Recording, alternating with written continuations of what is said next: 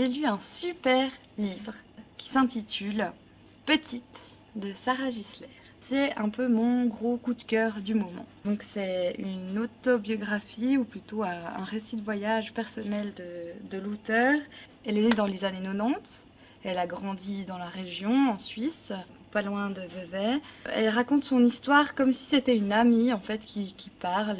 C'est très très bien écrit, c'est son premier roman, j'ai adoré sa façon d'écrire. Elle raconte son histoire avec sa famille, son parcours scolaire et elle raconte aussi pourquoi à un moment donné elle est partie sans argent, sans beaucoup de moyens, direction le Cap Nord. Pourquoi le Cap Nord? C'est clairement du hasard, hein. C'est en faisant un tour d'une map monde et en mettant son doigt au hasard. Elle raconte surtout en fait tous les bienfaits que lui a apporté son aventure. Alors forcément il y a eu des moments plus fun que d'autres. Surtout en fait si vous avez envie de partir, si vous hésitez, si vous avez peur, si vous avez plein d'excuses mais que vous avez quand même envie, lisez ce livre et vous verrez que vous aurez envie de partir.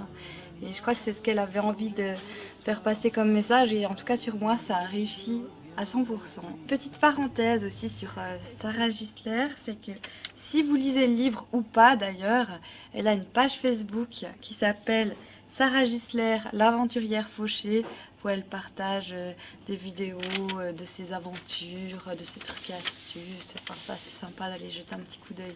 Si on reste un peu dans le thème des voyages, j'ai lu par hasard un manga chez les adultes. Alors moi je ne suis pas du tout manga, mais là j'ai eu envie de lire le manga Chronique new-yorkaise d'Akino Kondo. J'espère que je dis juste, c'est une autrice japonaise qu'elle a vécu 4 ans à New York et ce qui était sympa c'est de lire des anecdotes rigolotes sur les différences de culture entre la culture japonaise et la culture du coup américaine. Et puis des fois elle se retrouve dans des situations un petit peu gênantes où elle comprend pas toujours bien le fonctionnement des personnes qui vivent à New York et puis elle doit s'adapter. Puis elle a une manière de dessiner puis même d'expliquer des situations que j'ai vraiment appréciées.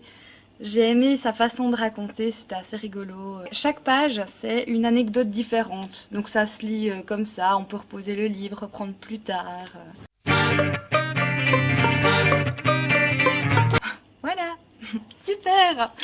J'ai plus rien à dire.